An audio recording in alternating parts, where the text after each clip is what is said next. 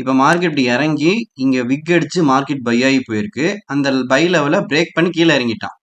இப்ப இதுக்கும் விக் இருக்கு, இதுக்கும் விக் இருக்கு. பட் இந்த ஒட்டுமொத்த ஏரியாவை நீங்க இப்படிதான் பிளாக்கா டிரா பண்ணணும். ஓகே, இந்த ஏரியாவுக்கு கீழே செல் பண்ணணும், இந்த ஏரியாவுக்கு மேல பை பண்ணணும், இடையில எதையுமே பண்ணக்கூடாது. Okay, at the same time இங்க பாத்தீங்கன்னா மார்க்கெட் இறங்கி பை ஆகி மேல போயிருக்கான். இந்த விக்குக்கு மார்க்கெட் ரெஸ்பெக்ட் பண்ணல. இந்த கேண்டில் வந்து இந்த பாடியை ரெஸ்பெக்ட் பண்ணிருக்காங்க. அப்ப இதுல நீங்க எப்படி டிரா பண்ணலாம்னா இதே மாதிரி டிரா பண்ணலாம். ஆனா இன்னும் அக்யூரேட்டா டிரா பண்ணணும்னா மார்க்கெட் பிரேக் கீழே இருக்கானா, அப்ப இந்த இடத்துல நீங்க எப்படி டிரா பண்ணணும்னா இங்க பாருங்க, இந்த விக்ல இருந்து இந்த பாடி எடுத்தாலே போதும். இப்படி எடுத்தாலே போதும், ஃபுல்லா போட தேவையில்லை.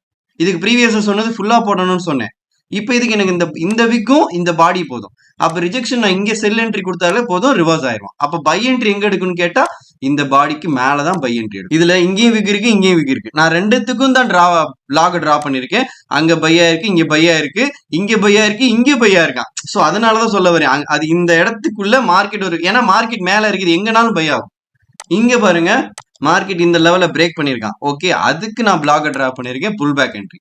ஓகே, இதுக்கு பேர் என்னன்னா பிளாக் என்ட்ரி.